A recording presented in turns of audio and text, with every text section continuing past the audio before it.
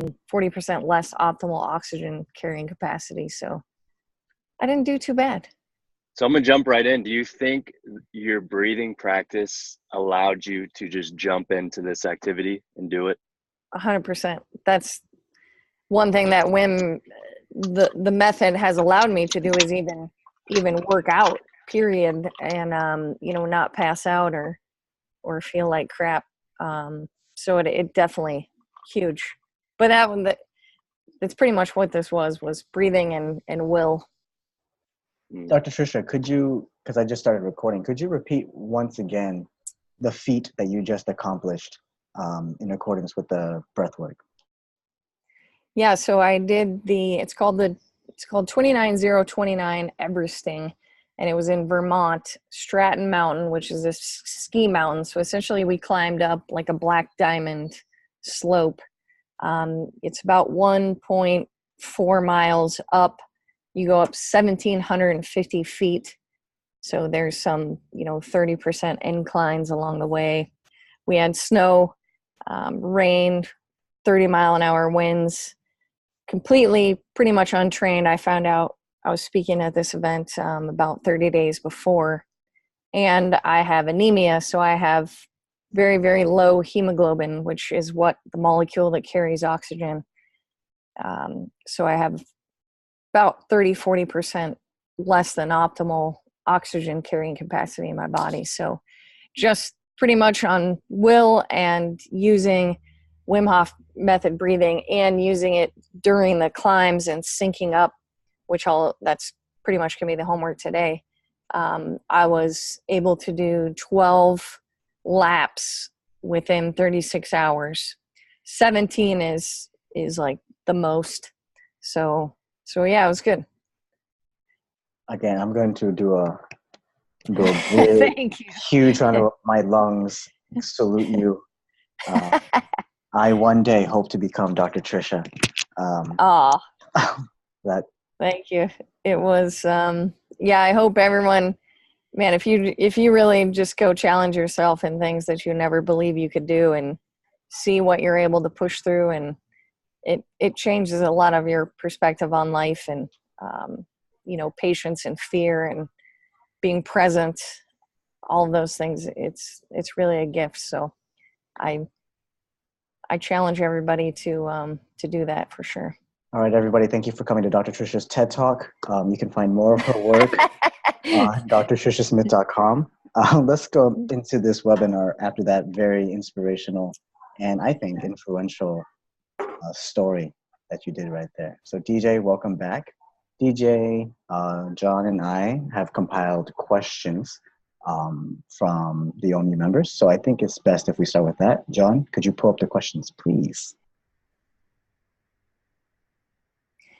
Yeah, and my apologies. I know people have posted stuff. I haven't been able to get through those, but I do want to get through. I appreciate everyone's posting of their cold experiences, so I will get to all those.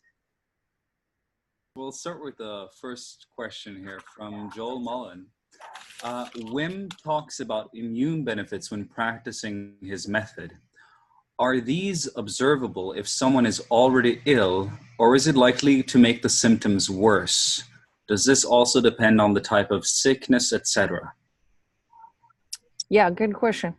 It does depend on the sickness. And what we say is, even if you have a cold and it's already kind of gotten a hold of you, don't do the cold exposure, because it is a stress. You get recovery and you get immune benefits, but it is probably a greater stress than needs to happen. So even like post-surgical, any major injuries, and even the flu or a cold that's already got a hold of you, just the breathing and not the cold exposure. Okay, wonderful. And the next question here is from Chitwin Jawanda. I find some days I have tingling in the fingers for quite a long time after the cold shower. Is this okay, or am I pushing too much, and should I step back a bit? I would need to know a little bit more, like how long and if it for sure goes away. The hands are more sensitive, hands and feet, and especially if you aren't used to cold exposure. One of the things to do, the breathing should help. It helps blood flow. It helps contract and relax the blood vessels. But you can also just train your hands and feet in cold and just do it, very low, even start at like 10 seconds and do some intervals. And just it's saying to me that it's a sign that you need to work on better blood flow and blood vessel compliance. So take it slow, train it a little bit, see if it is actually adapting.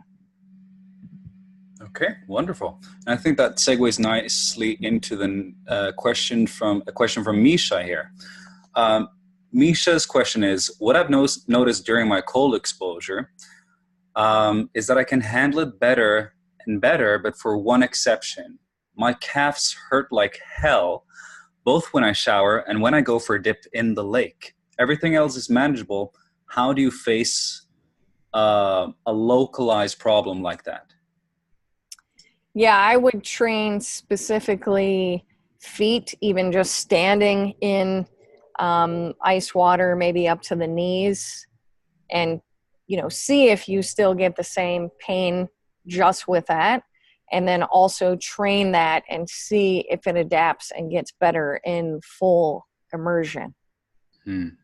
Sometimes it's just a nervous system thing that's where you end up getting the cramps, and but sometimes it could be a blood flow issue. So that one you just got to kind of play around with and see if it adapts.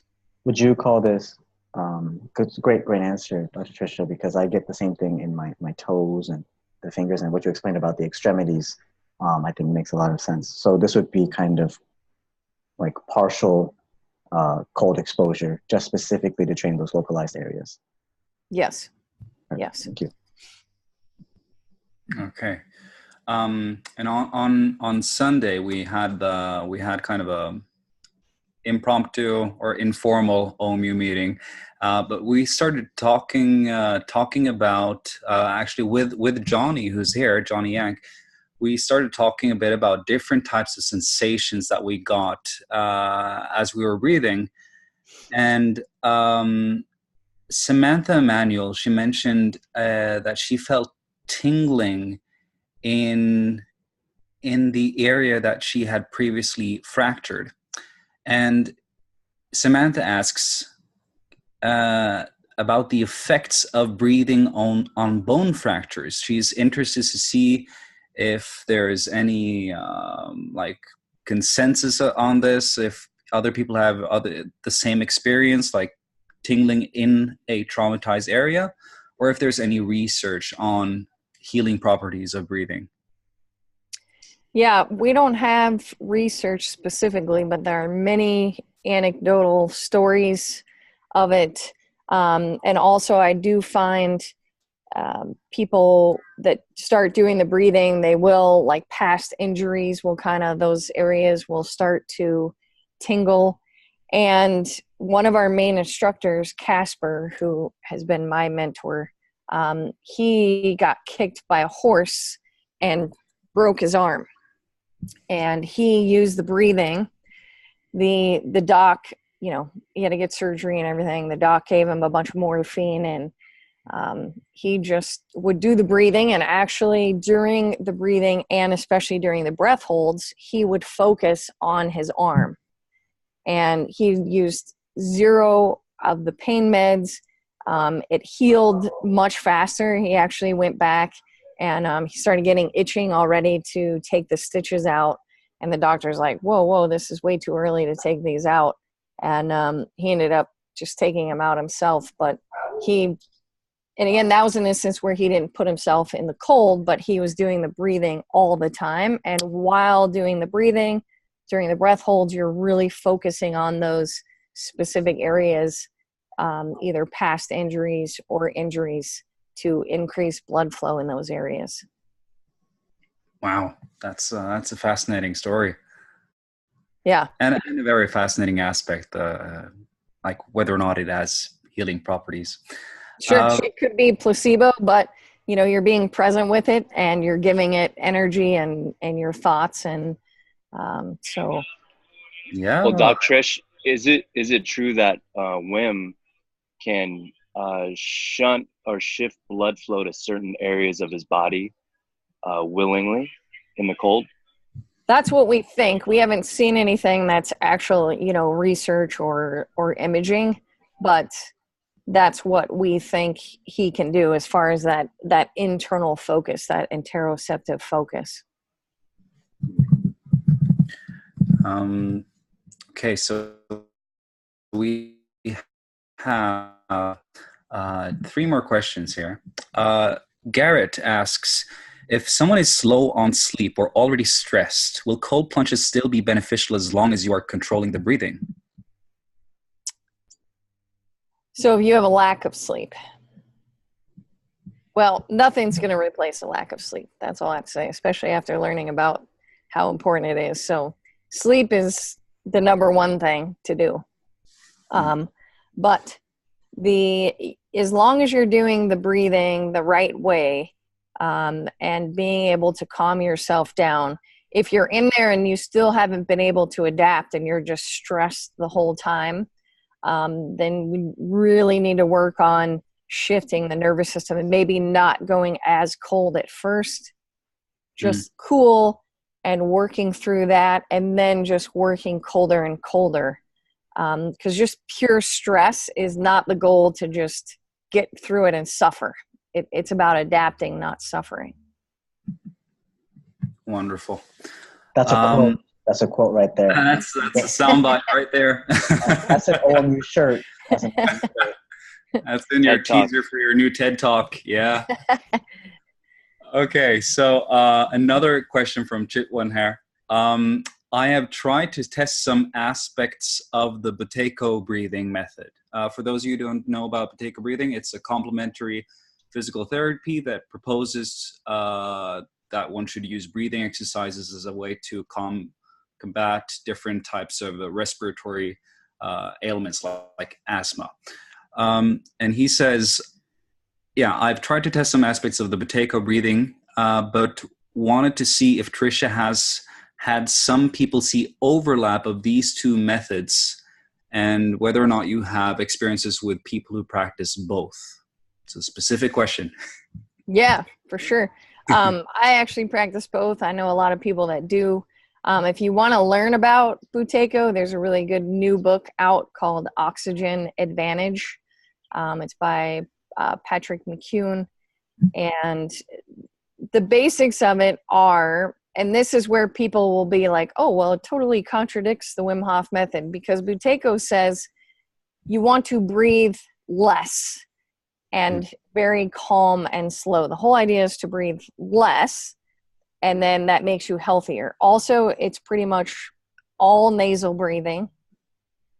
But where it's similar, and what Patrick will say as well, if you're doing the Wim Hof method and only doing 30, deep breaths, fast breaths, it's not like you're doing those all day long, which is what we want to get away from.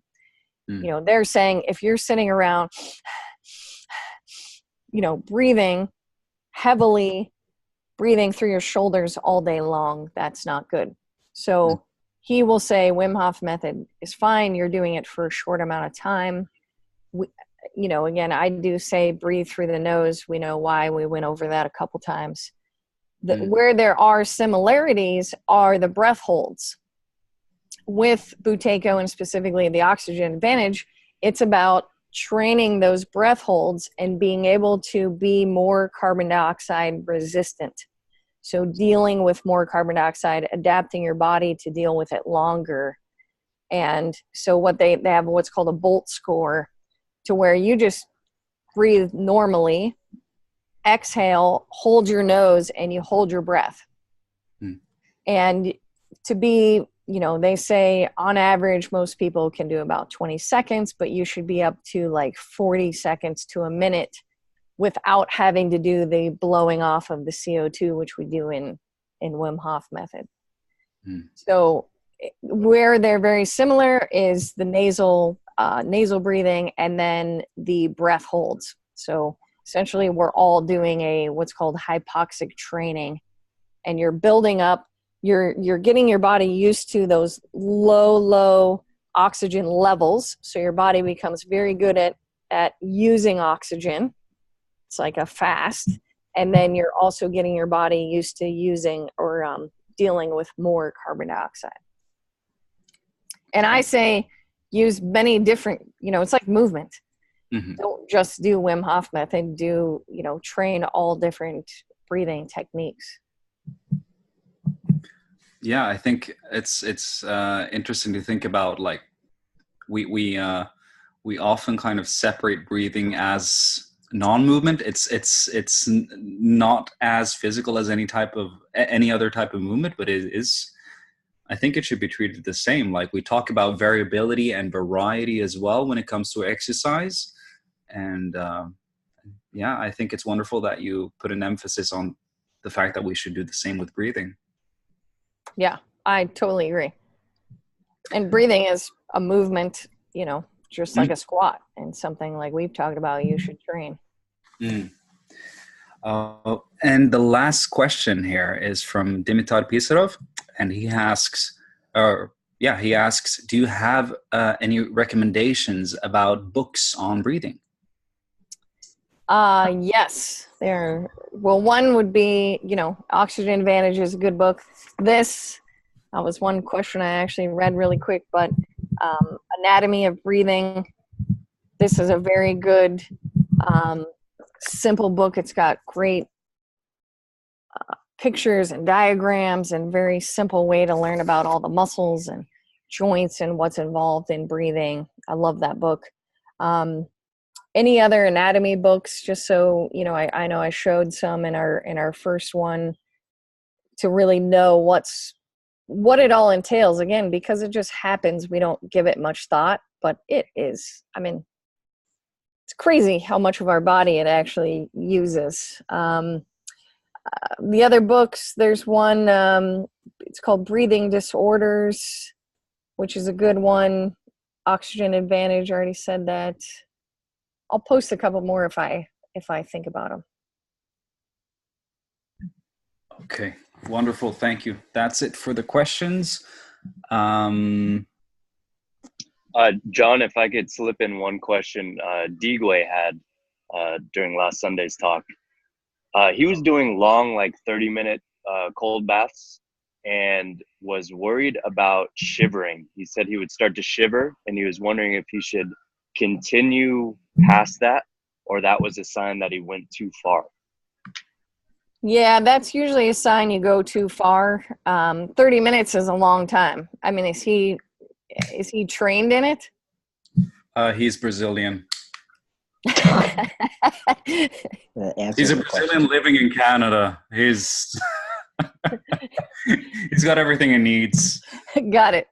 So yes, if you're trained into it, but again, it's not, you can train the length of time if it's, something you need to train the length of time for, like, it says for this 29-0-29, if I would have trained, maybe longer cold exposures, that would have helped, or, I don't know, going snowboarding or climbing Mount Kilimanjaro, whatever it is you're going to do. If you actually need a longer endurance in the cold, then you can train that. But what I find is even more valuable is do more intervals.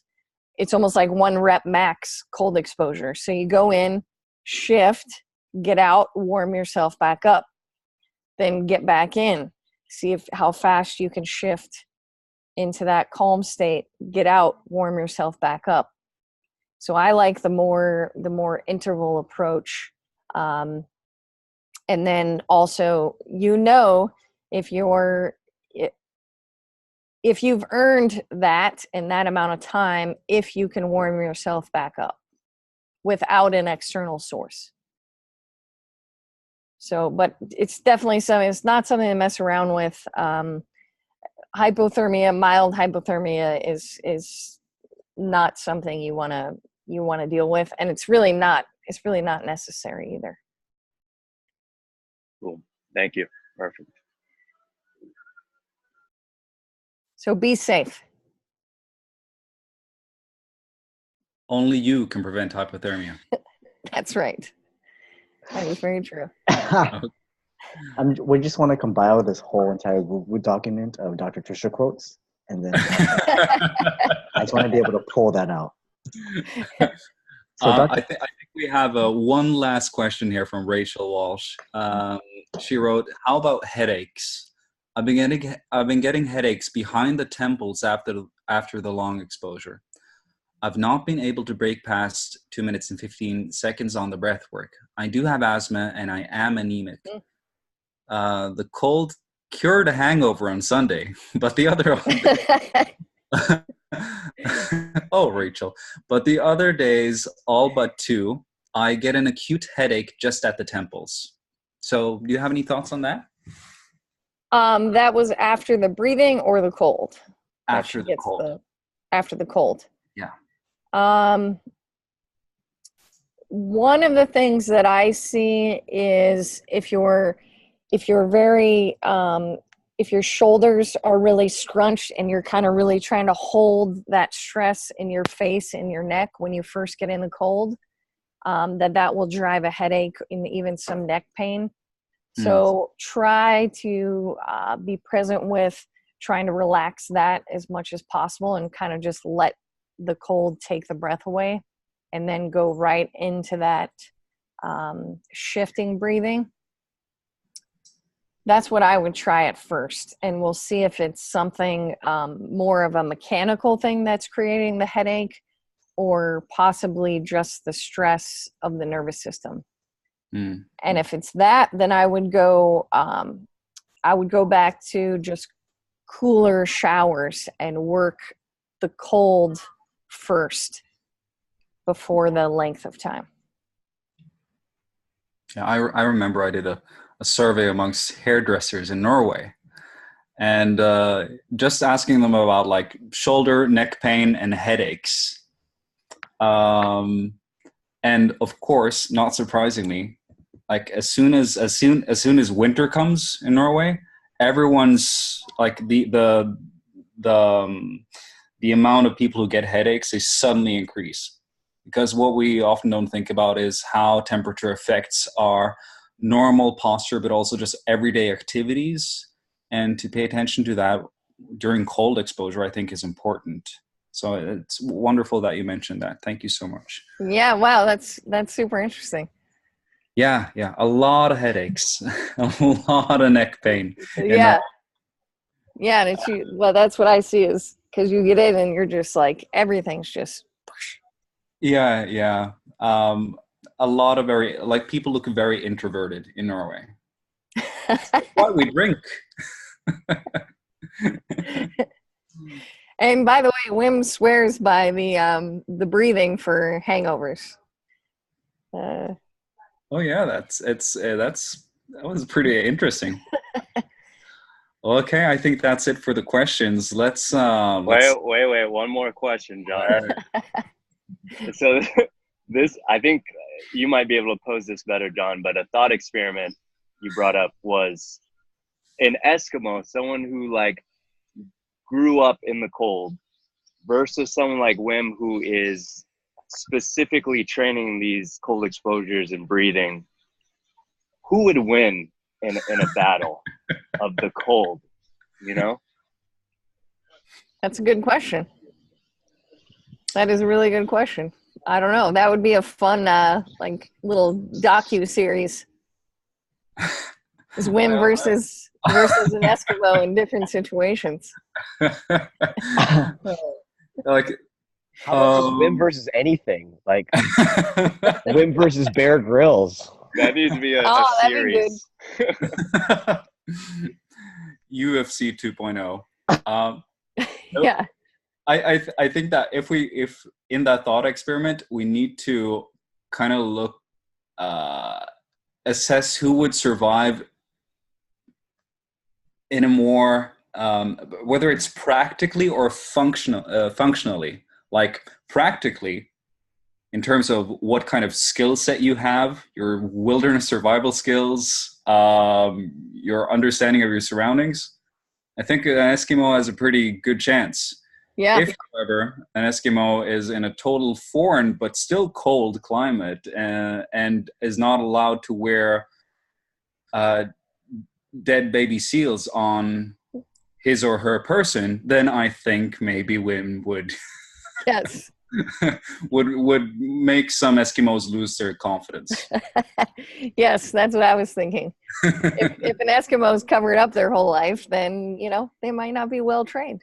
Mm. They just may be well known to be able to create external heating sources. This is going to be a very interesting TLC documentary. Yes. Why is it Well, TLC? I'll see him on Saturday. So Is maybe TLC I'll ask still him around? if he's up for it. All right, guys, let's go into the meat of the webinar today. We can save the thought experiment in a wager in OMU, who you place your bet on. But Dr. Tricia, what do you have planned this week for us? Let's see. Well, this week we're just going to do the breathing, using the breathing pre-training, during training, and then for recovery, or we'll call it post-training. Okay, and So pre, during, and post-training breathing. beautiful. And there is a video that you have to show here. Is this video demonstrating during the training, or is it demonstrating all three, pre? I think we did all three. Did we do all three, DJ? We did the during. We just did the during. Okay. So pre-training. Make sure you do it, you know, I would say on average 20 minutes before you train, because as you know, you get lightheaded and you want to have a little space between once you finish your Wim Hof method breathing and jumping into any activity. So pre-training, I like to do, you know, everybody's different. Find what works for you. If it's 1 round, if it's 2 rounds, if it's 3 rounds. But essentially, you're going to do full Wim Hof method rounds. So the 30 power breaths, breath hold, recovery breath, 10 seconds. Play around with it. Do 1 round. Again, give yourself about 15, 20 minutes to get your wits about you, and then train and see how you feel. Basically, what you're going to do is you're going to flip that biochemistry before you even start. So you should have more endurance through your training. You will also, after breathing, all I ever hear is, you know, how much you have energy, but it's like this calm energy, and it is a very focused energy. So that's pre-training. Just 1 to 3 full Wim Hof method rounds. With that, train the proper breath, because then you also cue up that proper diaphragm breathing before you go into training. And the better you breathe through your training, the more efficient you're going to breathe as well. So that's why another reason why I like to do it before. So mechanics and biochemistry. Then during, I'll explain it first before we show the video, but essentially you have 2 scenarios training. Either endurance, say you're running, you're on an air bike, you know, whatever it may be, even doing air squats. What you're going to do is or hiking a mountain a million times, you're going to sync up those power breaths. So only the power breaths, not the breath holds, the power breaths into your training. So if it's running, it's how many steps. When I was hiking, I would try to do 2 steps on the inhale, 2 steps exhale. So you can put this in and sync it up to your activity. So we have that one instance. Then we have the other instance, say you're doing some kind of interval training, a HIIT workout, whatever it may be. Then what you're going to do is you're going to focus on doing the power breaths during those rest periods. So the whole key in interval training is during those rest periods to recover the fastest. And you want to recover so that round 1 is you feel the same as you do round 10. So breathing is the quickest way to do that. So boom, say we'll show DJs air squats, go into your rest period. You're going to do 5. I like to start out with 5 power breaths. So you're just going to pump those out. And then what you're going to do is you're going to do 5 downshift breaths. So just the same as we did in the cold showers, the short breath in, long breaths out. And what you want to focus on there, feel your heartbeat, feel your heart rate decreasing. So number 1, you're going to recover your biochemistry. Number 2, recover that heart rate, recover your nervous system. And then boom, you'll be ready to get back into round 2. So again, you can use it during, syncing it up using the power breaths, and then in between intervals, 5 to 10 power breaths, and then 5 downshift breaths. So we can show the video now. I will now cue up the video. I also want to briefly comment on DJ's posture here. Look at that. You look so jacked, DJ. Can you see that? He does. I wish I could zoom in on his face. I want That this. is that I the look like Eskimo Batman. costume? I just want to make this a reaction GIF. If Oh, that'd be good. yeah, if no one is breathing properly, I'm just going to put this as a comment, and that will tell you everything you need to know. So let's dive That's in. awesome. Let's dive in right into the video. Yeah, there we go. Okay, we're going to talk about using specifically I don't know if you can hear it, but pre-training, during training, and post-training. Pre-training is basically just so I do talk about pre-training. We went over that. So full Wim Hof method rounds with the breath holds. breath hold, recovery breath, 10 seconds, let it out, and then you're going to go right back into your next round. So 3 rounds, Wim Hof method. Again, safety on that. Just make sure To where you're not lightheaded or anything when you go into training. okay to jump into activities. So here's until 20 minutes. It's usually during training. There's a couple ways to use it. If you are doing something, Then I talk about this. You could fast forward a little bit if you wanted to. Okay. hereby It's basically, Yeah, I'm going to actually mute the volume since for some people Yeah. the volume might be a little bit iffy, so I'll upload that separately. But we'll skip forward to where do you want me to to where he's doing his, you'll see when he's doing his, Okay, right there. I saw it. his air squats. There we go. So, and while he's doing his air squats, he's breathing in on the way down, breathing out on the way up.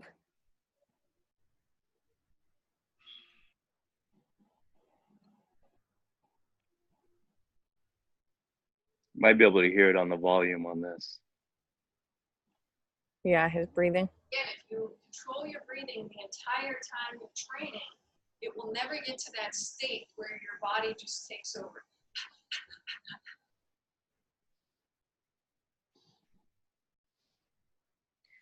So now he's going to stop. He's doing his power breaths. Imagine as you're breathing out, your heart rate's And now he's doing his downshift.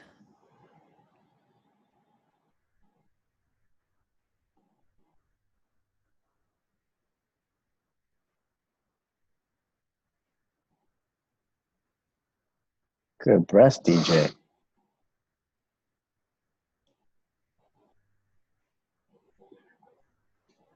And then he's like, that's exactly I what feel good. Good. So we can pause that. Okay. Or just stop that. Perfect. Because then I'll talk about the recovery. So again, you have those two scenarios. And what you can do is essentially train yourself and adapt to always be in control of your breathing. Yes, you want to train anaerobically sometimes, but you can train yourself to almost essentially over breathe to not have to get to that state where your body takes over and that happens. So you can always control it, which is kind of fun. So we'll call it post-training, because recovery we'll call more in between the intervals. Post-training, I'll lay down right away. I'll go into my full, again, do 1 to 3 full Wim Hof method rounds. You're not going to be able to hold your breath as long because now you have a lot more, CO2 built up after training.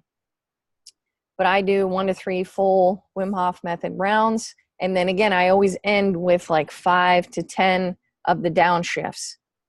So always remember to recover your nervous system as well. So again, we're going to recover our biochemistry, Wim Hof, and then recover our nervous system with the downshift breathing. And see if anyone keeps track of like their heart rate variability.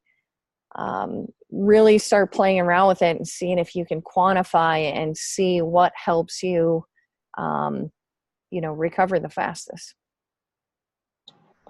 Beautiful. Perfect. So that is a review of this week's tasks, pre, during, and post. Could we get a quick review one more time of the pre, during, and post? Sure. So pre, 1 to 3 full Wim Hof method rounds, 30 breaths, exhale, retention, 10-second recovery, breath. That's 1 round. So 1 to 3. Again, make sure you give yourself time before you start training where you're not lightheaded, but it should give you calm, energy, and focus. And again, working on your diaphragm mechanics. During, sync up the breath with your movements, with your running, with your cadence, with your hiking. Sync it up. Sync up the power breaths, no breath holds, just power breaths. During interval training, during those recovery periods, you're going to do 5 power breaths, 5 to 10, whatever feels good to you, and then 5 downshift breaths, long breaths out.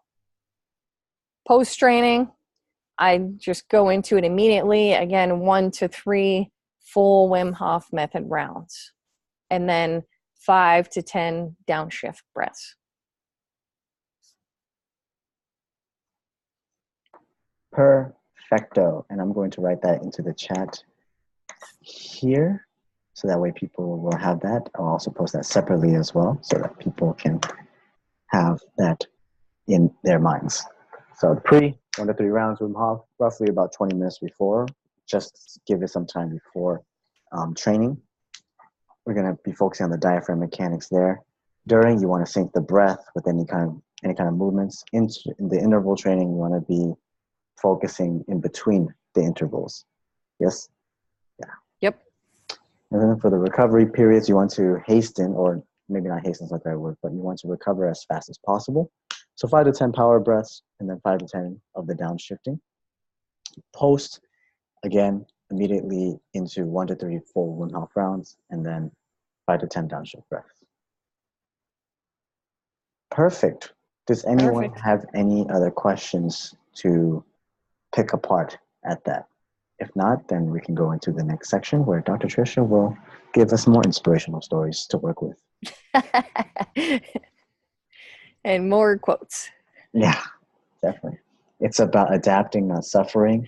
That's a good one. Breathing, it should be trained just like movement. Why would we have a 360-degree range of movement. Why would we say one angle is bad? DJ, that's you. What other quotes are pulled out from today and the last few webinars? There are a few more, but I like those two the best. Breathing, yeah. Well, if challenge yourself. Oh, challenge yourself. That's right.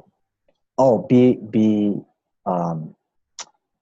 oh God, I can't believe Expand your human. I was gonna say be a better human. There you go. Expand your Expand human. your human.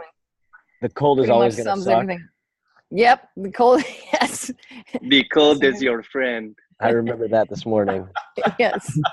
And Sounds then it like should a suck. bad version of Frozen. The cold will always suck, and then it just slides into this beautiful musical song. But the cold. It will never get warm. It's so cyclical. But all right, Dr. Trisha, so thank you for giving us these assignments for the next week and expounding a little bit more on the practice and how it's helped you and how it's helped the people around you. I think for me personally, I can speak on how it's benefited me. And I guess to close off the webinar of this magnitude, what are some common things, at least at this point, after you've introduced somebody to the practice, after they've done the downshifting and the Wim Hof method several times, what are the questions that people have at this stage where they're more familiar with the material? What are some things that you could explain onto that? Or people come to you with questions on that? I think one thing I see, of course, is everyone's like, well, what's the next level? You know, what's the advanced thing that I can do?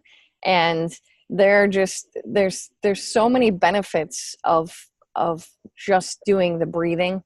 And, you know, we find people, as you guys have talked about, you'll get different symptoms. Sometimes you'll go into different consciousness. Sometimes you'll get this high. And the one thing what I don't want people to do is necessarily chase the high, and just focus on doing it, just doing it, and you're getting the benefits. And fun things will happen, and fun things usually happen more if you're not thinking about them and searching for them, because then that's what you're spending your energy on. So the key with the breathing is to really just be in it and be present with it and don't search for anything. That's one thing I find. And the same with the cold is, you know, people are like, okay, well, what's the next level? What's the next level? And, you know, we just always you just train different variables. You train, you know, when you're tired, when you're already cold. You know, a lot of athletes I see will, you know, they do the cold after they train all the time. So they're nice and hot and sweaty and they're looking forward to it.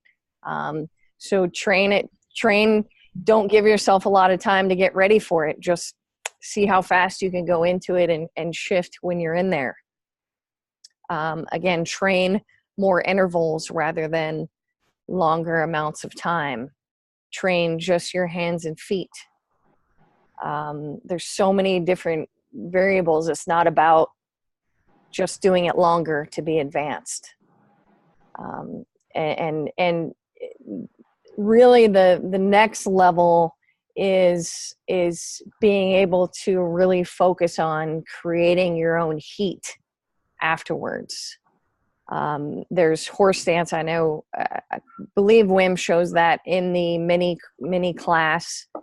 Horse stance, there's just squeezing the shoulder blades together, because that's where we have a lot of brown fat is along the neck, between the shoulder blades, along our spine. So even just squeezing the shoulder blades together, focusing on that internal focus. So that's next level to me, is really being able to create your own heat and get warmer faster and faster afterwards, and getting that shift when you get in. I was wondering, Tricia, do you see any similarities or common denominators between the people who are able to stick to the work? I'm sure that there, like you mentioned, there are a lot of people who always want to up the ante and want to do more and do more and do more. And from my experience, those are the people that tend to stop because it's too much. And I was wondering, do you see any similarities between the people who actually are able to stick to the work for a very long period of time, or who don't quit, basically? Yeah, absolutely. It's those people that, you know, really want to develop the practice. And, you know, one of the things I always say is we want both routine and challenge. Routine allows us freedom, right? If you do your mobility every day, if you do your spinal waves every day, that's routine. That's going to create freedom of movement for you. The same thing with the breath, the same thing with the cold exposure. It's going to allow you freedom in so many ways. But then, you also want to add that challenge so that it becomes, you become better, you become more anti-fragile. So we definitely need both of those things. But it's those people that chase the high, that, want to do the next best thing all the time, to where, that's not really developing a practice. So, and again, you get, the benefits are amazing for such a simple thing. It really is. So that's what I see. So try to keep it simple. Exactly. It's not easy, but it's simple. You just need, it doesn't even take that much time, really, but you'll see it. And like when you really dive into something, even just spinal waves, like how many different variables you can train, and what different things come up, and how deep you can go. And it's just so cool once you actually, devote your time and your presence to something. Wonderful answer. Thank you. DJ, do you have any other questions? Or does anyone else have any other questions? Ask Dr. Trisha. I just want to second, Dr. Trisha pointed this out last time I was with her. The more you try to grasp that high, the more elusive it will become during the breathing. That's definitely true. And there's a lot of people get into it just for that. Guilty. Yes. Thank you. We still love you, though. What's up, everyone? I'm Cindy Goodman. In today's fix, how long will it take to be? What the hell? Well, you want to get in the meeting. She wanted to get in real quick. Well, Dr. Trisha, do you have any last words before we adjourn this gathering today? Any quotables that you feel people, besides expand your human, besides searching for the fun, will lead to less fun? What would you say? I would say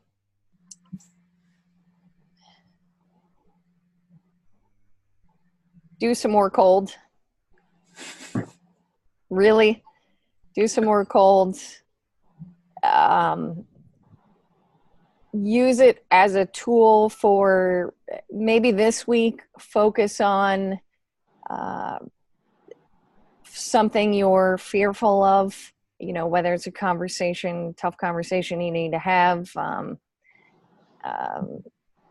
speaking in front of people, making a move in your career, whatever it may be. Use that as your anchor for the cold, and train that fear, and really feel how, before you get in the cold, what comes up in your body as far as butterflies and your heart racing, and really just starting to feel fear, and see how you can shift it around, and use it as a tool and perspective in your life.